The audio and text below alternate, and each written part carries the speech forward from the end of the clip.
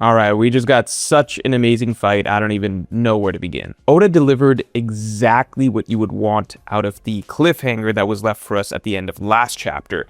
A full chapter right here dedicated exclusively to a one-on-one battle between Loki and Emu. And this was, without a doubt, the highest level battle we've ever had in One Piece. It's just not even close. Nothing like this has ever happened in the story before. The scale of what the two characters were doing here was just unprecedented. It makes a lot of sense in retrospect. After all, God Valley was the mid-arc flashback that we got here, and of course, while God Valley was really hyped up for a long time, readers have been looking forward to it for forever, you don't want a flashback in the middle of the arc to be the most hype event in the entire storyline. You want to save the biggest stuff for the climax, and that's definitely what Oda did here.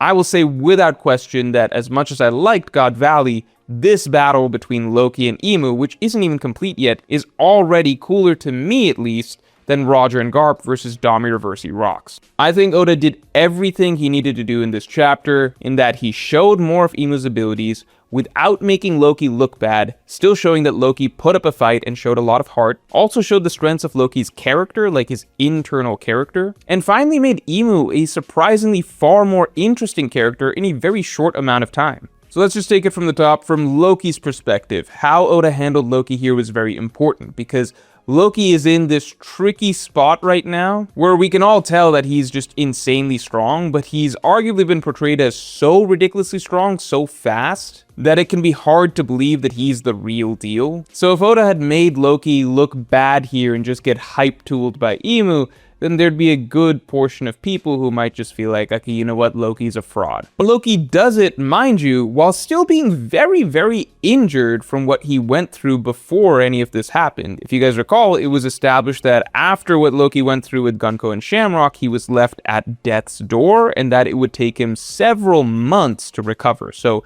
we are not seeing anywhere close to the best version of Loki here, and Loki was in base form. He didn't even use his hybrid form this whole time. So I've been playing a game recently, and there's a character storyline in it that honestly caught me off guard. I wasn't expecting a mobile game to make me feel things. The game is called Goddess of Victory Nikke. If you're into anime, you've probably seen it around. They've done collabs with Evangelion, Chainsaw Man, and Nier Automata, but what actually got me to pay attention wasn't the collabs, it was the story. People always say, oh, the art is great about Nikke, but the thing nobody warns you about is how emotional the story gets, especially right now. The 3.5-year anniversary is running right now, and the whole event is built around one character, Anise. And the way they're doing it is honestly not what I expected. Anise has been part of your squad since literally day one, 1200 days. She's the one who always keeps everyone's spirits up, but her past is actually really dark. She's been through things that almost broke her, growing up in an orphanage and being bullied by her classmates, but there was an idol who gave her hope and showed her that life could be something more. She kept holding on to that dream at her lowest point and worked herself up.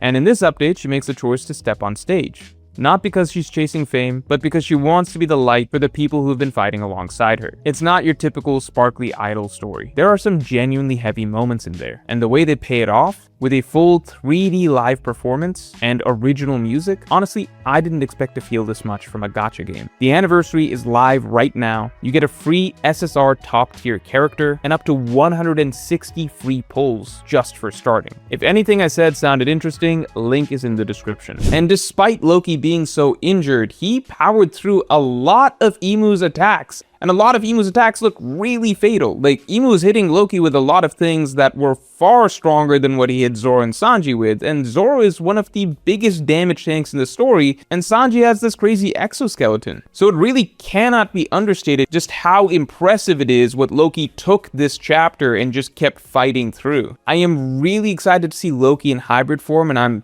just surprised why Oda's still not showing it just yet, because it's like, if he's gonna use that, which is, you know, we all know that hybrid form is generally the best form for zone users to fight in. So if Loki's gonna go all out against anyone, you would expect it to be against Emu, the strongest character in the world, and the one who essentially caused the death of Loki's father, and now would be the time to do it. So I wonder if it's just because, as Loki mentioned before, turning into the full Nidhogg form is very draining for him, plus Loki is very tired and injured at this point. Maybe it's very exhausting for him to turn into hybrid form, or maybe Oda's just saving it for next chapter. I know a lot of people are saying that Emu's not even trying that hard, and Loki's still having such a hard time. But all I'm saying is that, objectively speaking, if Emu's using his hybrid form and Loki hasn't yet used his hybrid form, then objectively speaking, Emu is closer to going all out right now than Loki is. Now, all that being said, let's be real.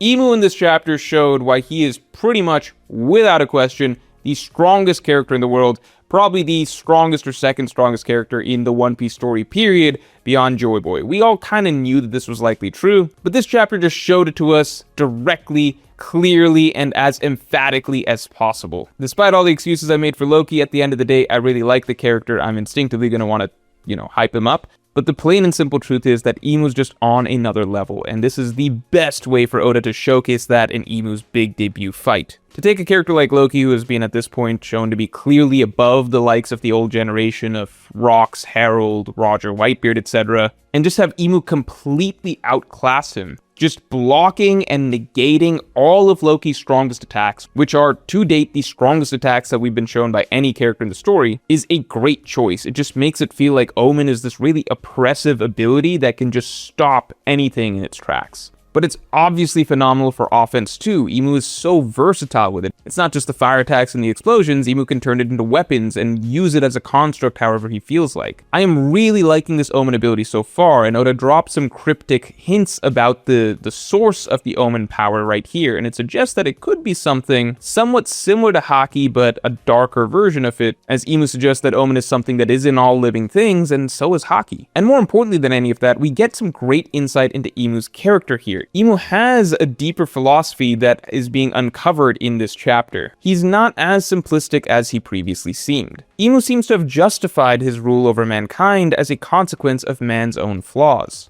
And he's come to the conclusion that dominion is the ideal state of the world. But I'm of course especially interested in his prior relationship with Joy Boy, as I imagine that he and Joy Boy had some clashes and fundamental differences in their philosophies. With this chapter, Emu basically just took a huge leap as a character for me, and I am now more open to the idea of him potentially being the final villain.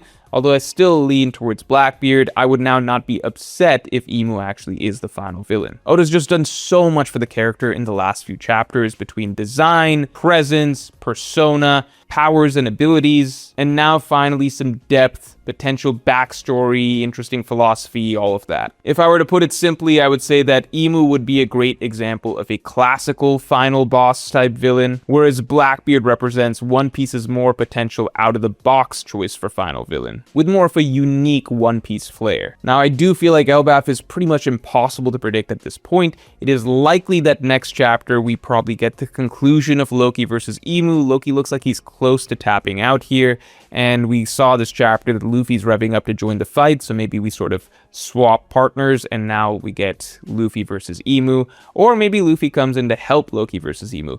The one thing is, I know we all are supposed to have a lot of faith in Luffy, but I can't help but think back just one arc prior, Luffy was struggling with Warcury. Luffy literally had to run away from Warcury, and that's just one of Emu's subordinates. So to see Luffy go from struggling against a mere Gorosei to being able to take on their far, far, far more powerful boss would be a really big leap. It would be cool to see if Luffy can make that leap, but I hope that in that case Oda showcases Luffy debuting a bunch of new abilities. There's also obviously other possible routes, like maybe we're set up for Luffy to be defeated here, maybe it's supposed to be a Luffy and Loki team up, maybe everybody's supposed to look down for the count, but everybody kind of rallies and gets back up. I'm thinking similar to Thriller Bark, as if you check out my previous video, I talk about some of these possibilities. But yeah, Oda's just been knocking it out of the park these last several chapters with everything he's been doing with Emu, and I think Elbaf is set for one of the most exciting finishes of all time.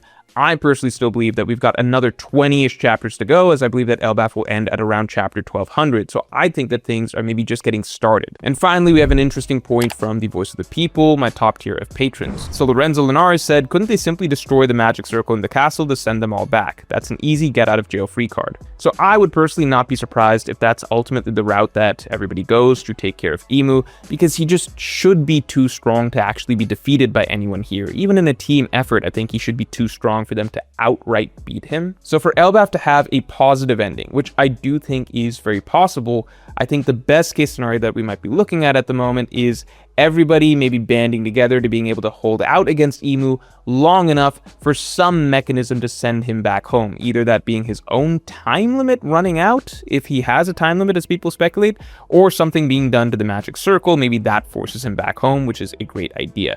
So with that, I rate this chapter an easy 10 out of 10. Oda's been on a streak of 10 out of 10s lately. And with that, I will talk to you all next week.